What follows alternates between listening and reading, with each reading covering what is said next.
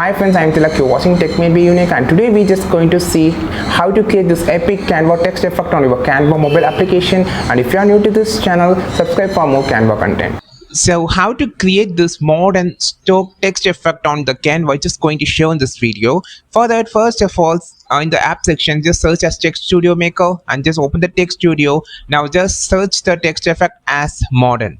Just type as modern, you can find the effect on the first place. So just scroll on the top, you can find this text effect I just talking about. So now just click on the text effect. Now you just need to swipe down and just edit the text you just needed. So here I just going to create a new post for my Instagram account. So just type as new post here.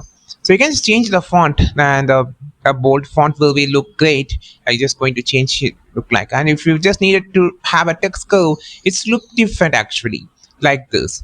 And you can just add the design on your image and just going to make it normal, and you can just also click on the add design. Now the text effect has been added to your design. Just resize it and just change the background according to your text, and you can also change the color if you just needed. And I think this video helped you a lot. Like this video, share this video, subscribe this channel. We will meet our next video with the super valuable content. This is Tilak signing off from Tech May Be Unique. Have a wonderful beautiful day.